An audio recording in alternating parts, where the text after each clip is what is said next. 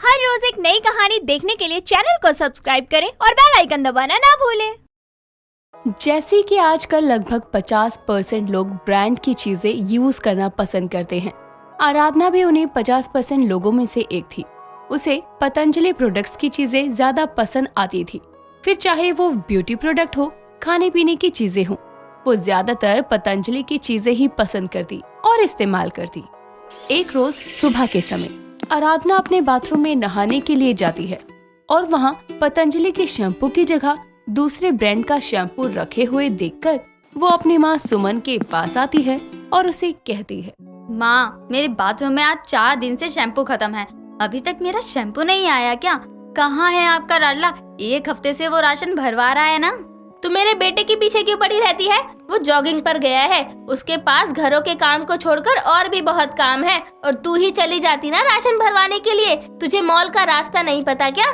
आप तो बस अपने बेटे की ही साइड लिया करो, कभी मेरा साथ भी दे दिया करो। जब सबको पता है कि मैं पतंजलि की चीजें ही इस्तेमाल करती हूँ, तो मेरे बाथरूम में दूसरे ब्रांड का शैम्पू क्यों रखा है? मुझे पतंजलि का ही शैम्पू चाहिए बस। हाँ ठीक है, फिर आज तू ऐसे ही नहा के जा और शाम को जाकर खुद खरीद कर ले आइयो। उसे जो समझ आया वो ले आया। ये तो गलत बात है ना माँ। आपको अपने बेटे की पसंद नापसंद का तो ध्यान रहता है, लेकिन अपनी बेटी का कोई ख्याल ही नहीं है आपको।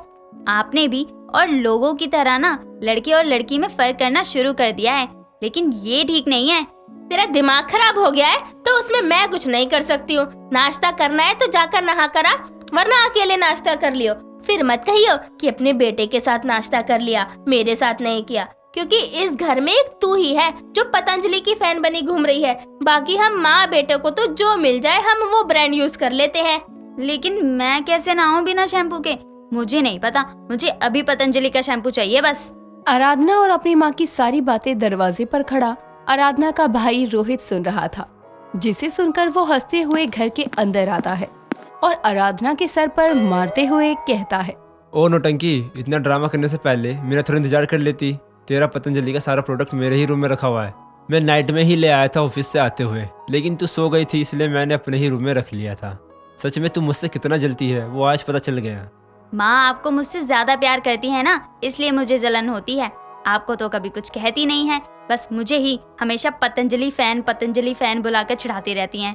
हाँ हाँ, जैसे तू तो कुछ बोलती ही नहीं है, अपनी जुबान बिल्कुल बंद ही रखती है ना?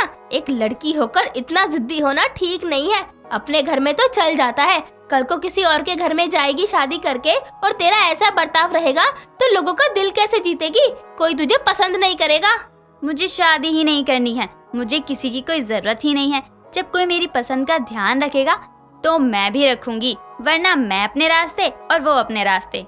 अच्छा ठीक है देवी जी, अब आप जाइए। जब आपकी शादी होगी तब का तब देखेंगे। हम भी ये देखने के लिए इंतजार कर रहे हैं कि तू किस घर की पतंजलि फैन बहू बनेगी। भाई, आप भी माँ की तरह मुझे पतंजलि फैन बोलने लगे, ये तो गलत बात है। मुझे आप लोगों से बातें नहीं करनी। आराधना इतना कहकर वहाँ से चली जाती है। ऐसे ही समय बीतता है। समय के साथ साथ आराधना पतंजलि के प्रोडक्ट्स के बारे में नेट के थ्रू और भी जानकारी हासिल करना शुरू करती है, जिसके चलते उसके फ्रेंड्स भी उसका मजाक उड़ाना शुरू करते हैं। लेकिन आराधना पर किसी की बातों का कोई असर नहीं होता था। ऐसे ही थोड़ा समय और बीतता है। समय के साथ आराधना की शादी एक राजवीर नाम के लड़के से होती है और वो शादी करके अपने ससुराल पहुंच जाती है। वहाँ सभी लोग अलग अलग ब्रांड की चीजें यूज करते थे, जिन्हें देखकर वो थोड़ा परेशान हो जाती है। जैसे तैसे करके वो कुछ दिन काटती है और दूसरे ब्रांड की चीजें यूज करने की वजह से उसके बॉडी पर रैशेज होने लगते हैं। तभी वो अपने पति राजवीर के पास आती है और उसे कहती है, राजवीर जी, क्या हम लोग अपने घर में पतंजलि के प्रोडक्ट का इस्तेमाल नहीं कर सकते? वो क्या है ना, मैं उसके सिवा और किसी ब्रांड की चीजें यूज नहीं करती हूँ, बल्कि मैं खाने पीने की चीजों में भी ज्यादातर पतंजलि के प्रोडक्ट ही यूज करती हूँ, क्योंकि वो नेचुरल होते हैं ना। हाँ वो तो है, मैंने भी काफी सुना है उसके बारे में, लेकिन कभी यूज नहीं किया, ओनली टूथपेस्ट यूज किया है। आप एक बार और भी चीजें ट्राई करके देखिए ना, उनके सारे प्रोडक्ट बहुत अच्छे होते हैं। मुझे तो उनके प्रोडक्ट इतने पसंद है कि शादी से पहले सभी लोग मुझे पतंजलि की फैन बोलते थे। कोई बात नहीं, तुम चिंता मत करो, ये लो मेरा कार्ड और जाकर तुम्हें पतंजलि के जो प्रोडक्ट चाहिए सब खरीद लो। अब तो खुश हो ना? हाँ जी, मैं बहुत खुश हूँ, थैंक यू। आराधना इतना कहकर वहाँ से चली जाती है और अपने घर के कामों में लग जाती है। थोड़ी देर बाद वो मॉल में जाकर पतंजलि के ब्यूटी प्रोडक्ट से लेकर खाने पीने तक के सारे पतंजलि के प्रोडक्ट्स खरीद कर घर आती है। तभी हॉल में बैठी उसकी सास मालती उसके हाथ में इतने सारे पतंजलि के पैकेट देखकर कहती है, बहू पूरी दुकान ही ले आई है क्या? और ये क्या? सब कुछ पतंजलि का है, पर वो क्यों बेटा? माँ जी, पतंजलि की सारी चीजें, सारे प्रोडक्ट बहुत अच्छे होते हैं। फिर चाहे वो उनका तेल हो, शैम्पू हो, ब्यूटी प्रोडक्ट हो, खाने की चीजें हो या फिर और कुछ। बहू लेकिन महंगी भी तो होती है ना, सबके बस की कहाँ है इतना महंगा सामान खरीदना। लेकिन तू तो मेरी पतंजलि फैन बहू निकली, जो सारी चीजें पतंजलि की ही यूज करती है। बहू अपने शौक के साथ अपने पति की जेब भी देख लियो। माँ जी, आप चिंता मत करिए। वैसे भी ये सारा सामान मुझे अकेले ही यूज करना है, तो आराम से चल जाएगा। बाकी आप लोग जो यूज करते हैं करिए, मुझे कोई प्रॉब्लम नहीं है। बहू तू अभी इतने महंगे सामान लेकर आई है और अब हम अपने लिए दूसरे ब्रांड की चीज खरीदने जाएंगे तो उसमें बहुत पैसा खर्च हो जाएगा। इससे अच्छा हम भी यह यूज कर लेंगे। जैसे आपकी मर्जी माँ जी। आराधना इतना कहकर वहाँ से चली जाती है। ऐसे ही कुछ दिन और गुजरते हैं और आराधना आए दिन पतंजलि के नए नए प्रोडक्ट्स मंगाती रहती, जिससे राजवीर का पूरा बजट हिल जाता है। वो कई बार आराधना को समझाने की कोशिश करता है, लेकिन आराधना के ऊपर अपने पति की बात का कोई असर नहीं था। एक रोज वो परेशान होकर अपने ऑफिस में बैठा था, तभी उसका दोस्त दीपक वहाँ आता है और उसकी पूछने पर राजवीर उसे अपनी सारी परेशानी बताता है, जिसे सुनकर दीपक कहता है, भाई तेरी परेशानी का ना बस एक ही हल है। अगर भाभी जी को ना पतंजलि के प्रोडक्ट का इतना ही शौक है और उन्हें ना इस बारे में जानकारी या नॉलेज भी है, तो तू बार बार पैसे लगाने की जगह एक बार में पैसे लगाकर और सारे जरूरी डॉक्यूमेंट्स को ना जमा करवा के पतंजलि की ना फ्रेंचाइजी दिलवा कर ना उनकी एक छोटी सी ना पतंजलि का स्टोर ओपन करवा दे। इससे ना वो जितना चाहे ना पतंजलि प्रोडक्ट यूज भी करेंगी और पैसे भी कमा पाएंगी। बात तो तू सही कह रहा है भाई, तूने तो मेरी सारी प्रॉब्लम ही खत्म कर दी। इससे मेरे हर महीने के होने वाले खर्चे तो बचेंगे, वरना मेरी माँ की ये पतंजलि फैन बहू मुझे सड़क पर ले आएगी। थोड़ी देर बाद राजवीर ऑफिस से घर के लिए निकल जाता है और घर पहुंचकर अपनी माँ और पत्नी को पतंजलि की फ्रेंचाइजी लेने वाली बात बताता है, जिसे सुनकर दोनों बहुत खुश होते हैं। और आराधना कहती है, मैं आपकी ये बात सुनकर बहुत खुश हूँ। इसी बहाने मुझे भी अपने पैरों पर खड़े होने का मौका मिलेगा, साथ ही मेरी नॉलेज भी बढ़ेगी। सच में आपका आइडिया कमाल का है। हाँ वो तो है, तभी तो मैंने ऐसा करने की सोची है। बस कुछ दिनों में ही आराधना को पतंजलि की फ्रेंचाइजी मिल जाएगी, उसके बाद तुम जितना चाहो पतंजलि प्रोडक्ट यूज कर सकती हो। राजवीर इतना कहकर वहाँ से चला जाता है और पतंजलि की फ्रेंचाइजी लेने का सारा प्रोसेस पूरा करके सारे डॉक्यूमेंट्स जमा करवा के कुछ ही दिनों में अपनी पत्नी आराधना का एक छोटा सा पतंजलि स्टोर ओपन करवाता है, जिससे आराधना का पतंजलि फैन का क्रेज और बढ़ जाता है और इसी के साथ घर के साथ साथ अपने पूरे मोहल्ले में वो पतंजलि की फैन बहू के नाम से फेमस हो जाती है। दोपहर के समय अन्विका सोकर उठती है और सर खुजाते हुए हॉल में जाती है। हॉल की गंदगी देखकर वो मुंह बनाते हुए सोफे पर बैठकर कहती है, यार अभी तो मैंने सफाई नहीं की हॉल की। ये हाल देखकर तो मुझे नींद आ रही है। दोबारा सो जाती हूँ। हाँ हाँ, पसर जा जाकर, सफाई का क्या है, बना रहने दे घर को कबाड़ खाना। इंसान गंदगी में रह सकता है, सोए बिना थोड़ी। जा जा तू सो जा जाकर। सच्ची सासू माँ? ठीक है। हाय दैया, ओ आलस की मूरत, दिमाग में गोबर भरा है क्या? तुझे काम करने में इतना क्यों आलस आता है? सारा घर गंदा पड़ा है और अब भी तेरी नींद पूरी नहीं हुई। मैं घर आ गई माँ। ये क्या, घर इतना कूड़ा कूड़ा क्यों हो रहा है? सफाई वफाई नहीं की क्या? ये सफाई न सुलाई करती है दिन भर। जब से शादी करके आई है समझा समझा के पागल हो गई हूँ कि थोड़ी जिम्मेदार बन और समय पर काम खत्म कर, फिर चाहे सो या कुछ भी कर, मुझे कोई दिक्कत नहीं है। बस ना सासू माँ, कर रही हूँ सफाई। वो तो सुबह नाश्ता बनाने के बाद थोड़े झपकी लेने चली गई थी। लवली, वो झाड़ू देना। अभी झाड़ू मुझे देनी है तो लगा भी मैं ही देती हूँ ना भाभी। यार अब तुम भी ताने देने लग जाओ, रहने दो, खुद ही ले लेती हूँ। कुछ देर में घर के बर्तन, कपड़े और पोछा लगाकर वो सारा काम खत्म कर लेती है और शाम के समय सास के कुछ कहने से पहले ही खाना बनाकर तैयार कर देती है और अपने कमरे में जा ही रही होती है कि तभी उसकी ननद कहती है, कहाँ चली भाभी? अभी खाना बना दिया है तो लगा भी दो। फिर से पानी वाली दाल तो नहीं बनाई ना बहू? एक काम कर, सलाद भी काट ले। अनविका, खाने से पहले पापड़ तल लेना, मुझे खाने में पापड़ चाहिए। इतने काम, मेरे क्या 10-12 हाथ पैर लग रहे हैं। अब इनको बोलने का क्या ही फायदा है। अनविका तीनों के बताए काम करने फिर से किचन में पहुंच जाती है।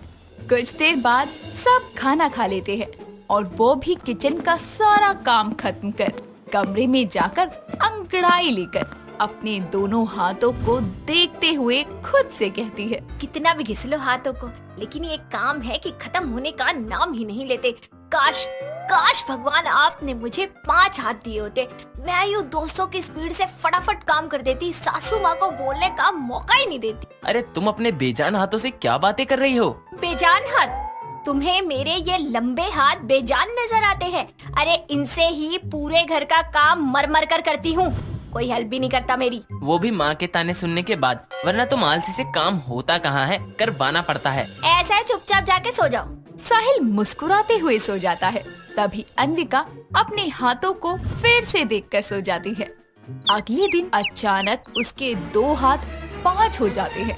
तभी वो हैरान होकर कहती है, मेरे 5 हाथ? ये तो मेरे मन की तमन्ना सच्ची हो गई। किसी ने सच कहा है, सच्चे दिल से कुछ मांगो ना तो जरूर मिल जाता है।